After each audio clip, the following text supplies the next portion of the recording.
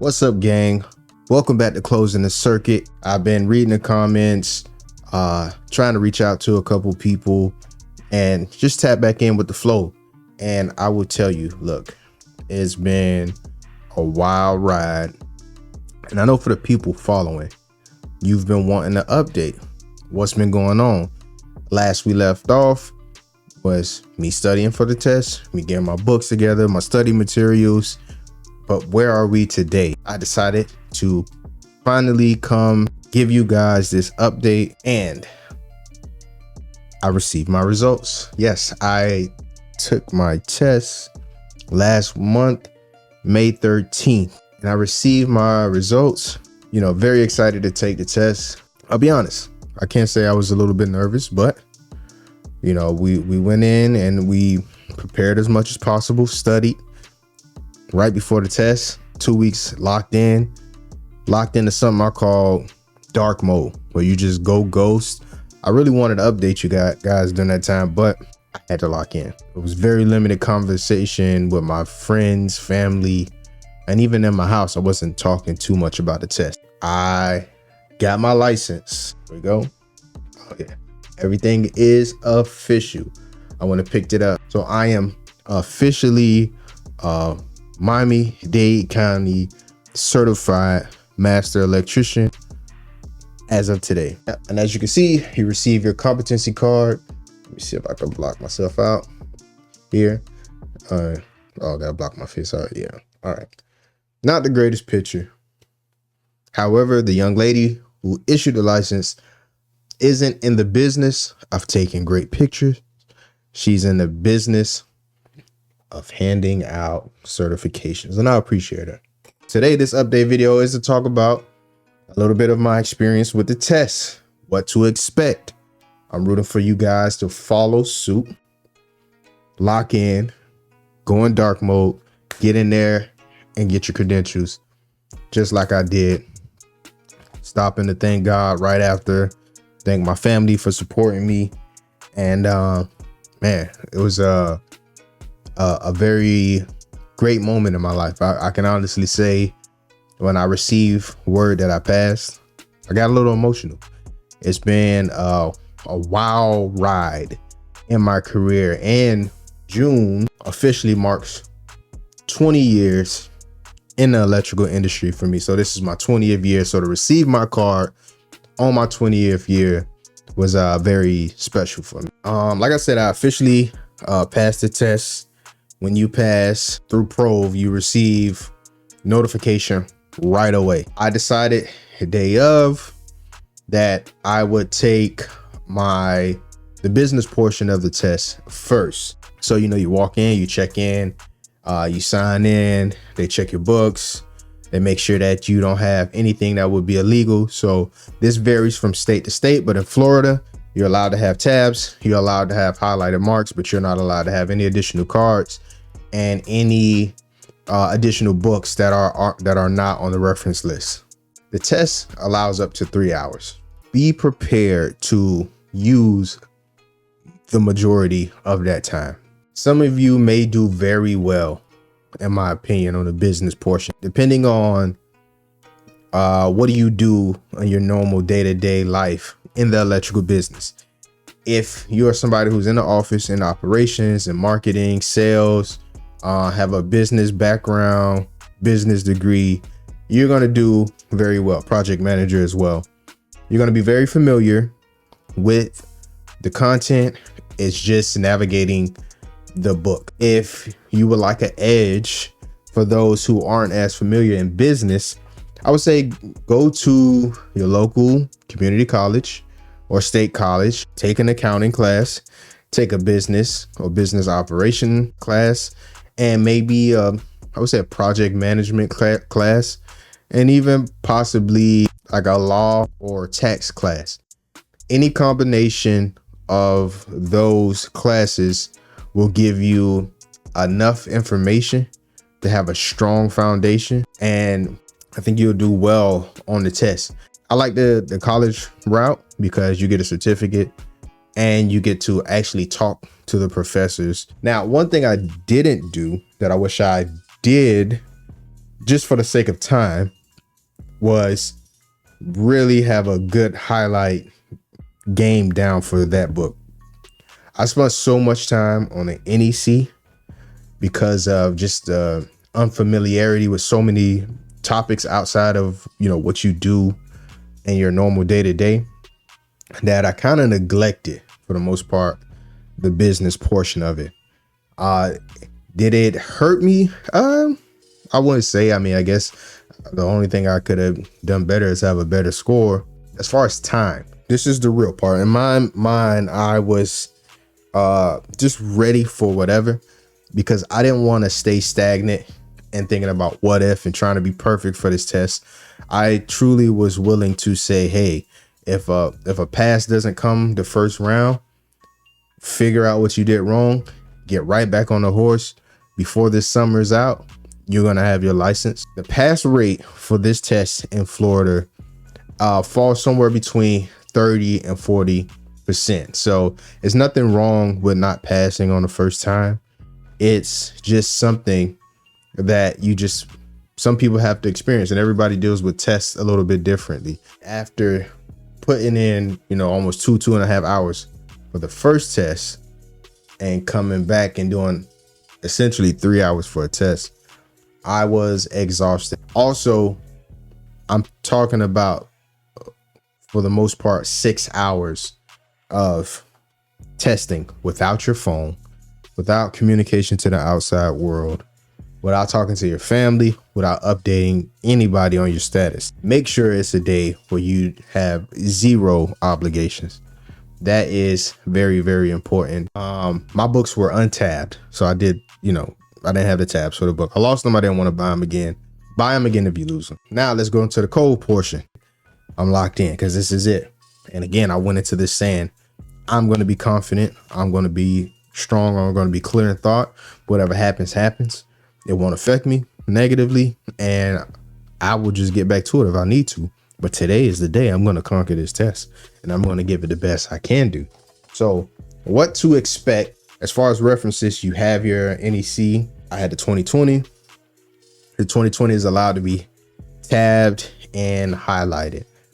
If I show you my book now, I have more tabs. So like I just went crazy, but do not do the bare minimum with the tabs. I wish I had more. If the topics that I wish I covered more, I would make even more tabs just to be able to source through the book as fast as possible. Because there's certain areas, like, again, we all don't know everything. It's like the electrical industry is this huge space, and you may work here or have, this much experience, but you don't know everything. So you want to be able to get to information that you're not familiar with fast as possible and have some familiarity with it as well. But like I said, it's exactly what you think it is. It's very reference heavy. The better you are at reading the question and digesting what do they want from you as far as an answer, sourcing, finding that answer, and getting the exact answer you need, the better you're going to do on this test, the faster you're going to be able to pull it off. It's not about speed, but time matters if you need it. I would say there was a decent amount of math in the test, but honestly, I expected more math. I really felt like the math would be the part that they try to trip you up with the most, but it was not a letdown because, I expected more. I didn't want more, but it was anticlimactic. I think that would be the proper term for this. It was a little bit anticlimactic. It wasn't as much math on that test. Now, if there's different versions of the test, do not take this as a sign to not drill yourself with the calculations, because there's other tests that we're going to take in the future that we're going to need to understand our load calculations and stay strong with. So, I'm taking a little break, chilling from, all these months of studying, but I'll probably start to slowly get back into just continuously practicing load calculations and understanding a few more topics passively and a little bit more targeted for the direction I think I'm going at, and we'll talk about that at the end of the video. The topics that I felt like I would spend more time on is the classified locations, the hazardous locations.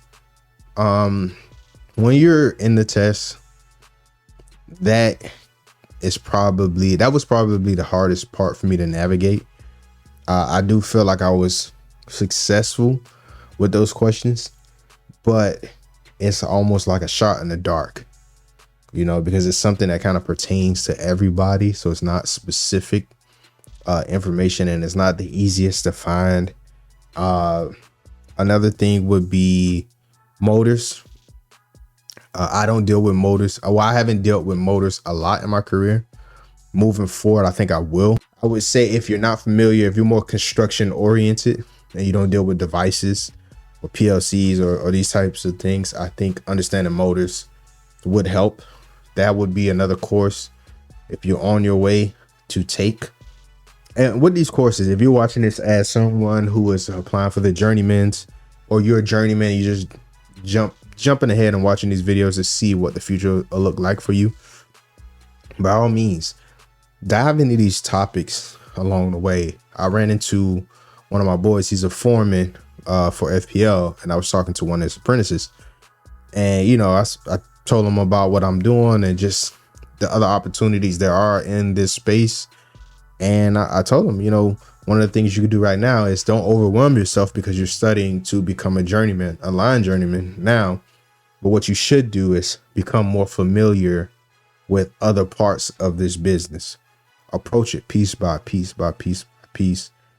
Take in some information, learn it, take a new topic, learn it. It's so much going on, and there's so much change about to happen in this industry that you should be learning this stuff anyway, because even the specific role you're in now may completely change in the next 2 to 5 years. So that's important. Transformers, I brought up. I'm pretty decent at transformers. If you work in distribution, you understand transformers. I think I did great on that, but I also just want to learn a little bit more about transformers from myself, and just electrical theory. That's something that I'll continuously to be focused on, and, you know, understanding what you want by applying electrical theory to a topic. There's one thing to be an installer and to maintain and to repair, but to be someone who can take this component, have this problem, and solve it with it, you have to be well versed in electrical theory. So that's what did I learn from this test process. I'm going to say you learn a lot about yourself.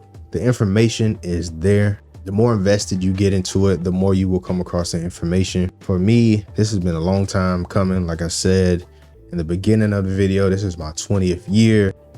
I haven't fully dove deep into why I never became line journeyman, but that played a major part. But I can give you the short story of, you know, being very, very good at the actual work, but not a good student of the business and electrical. That caused me to fail.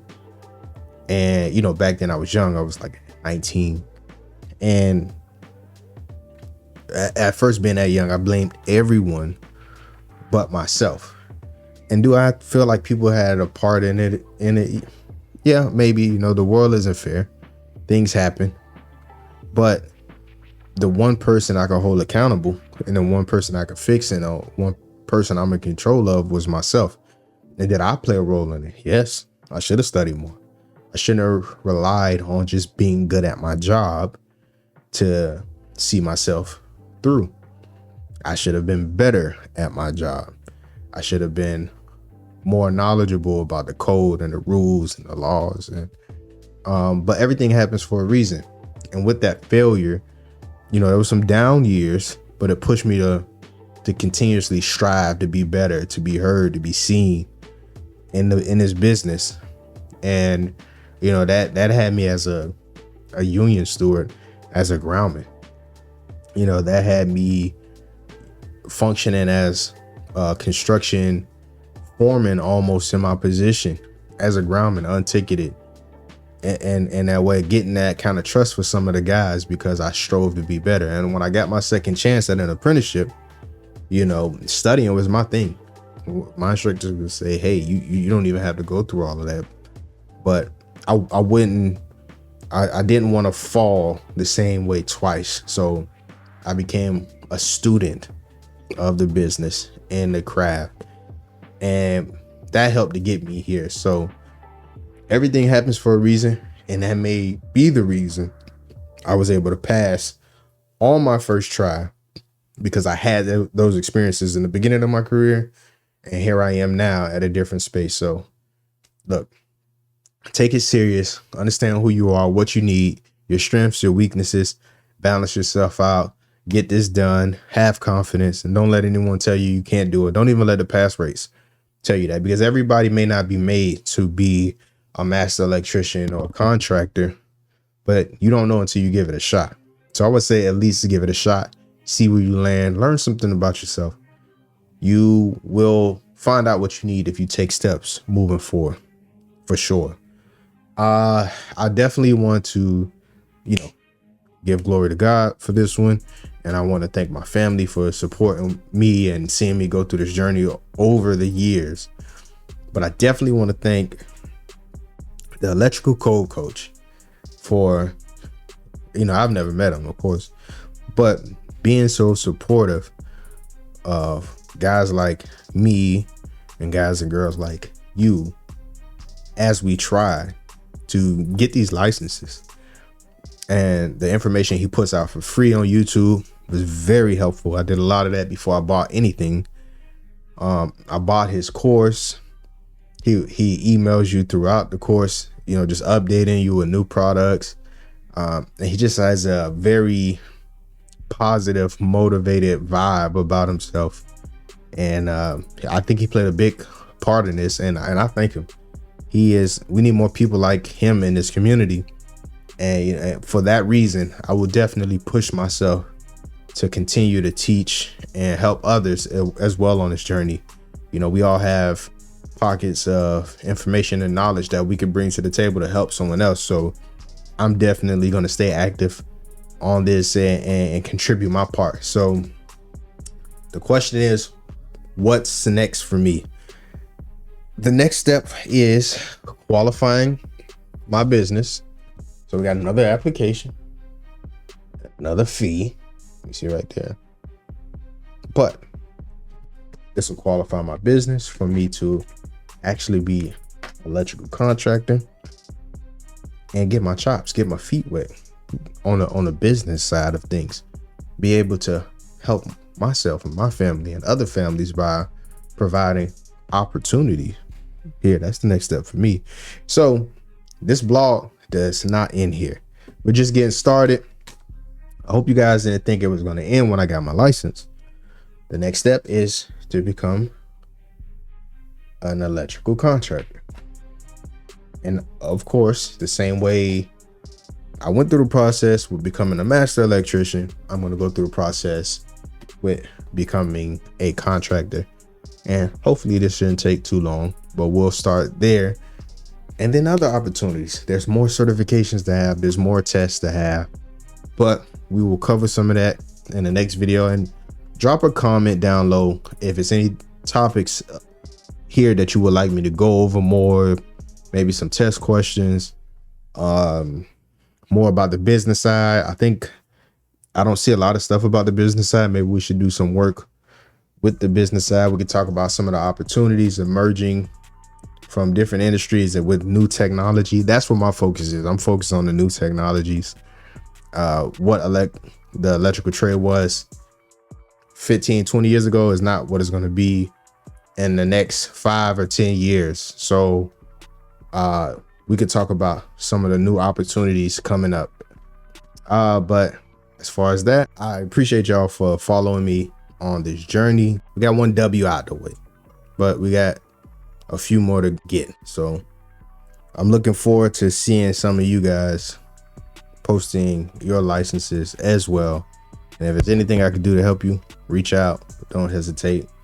But until the next video, I know this one was kind of long, but let's stay together as we take this journey becoming master electricians, and now electrical contractors. So that's the second part of the journey. But see you guys later. Take it easy.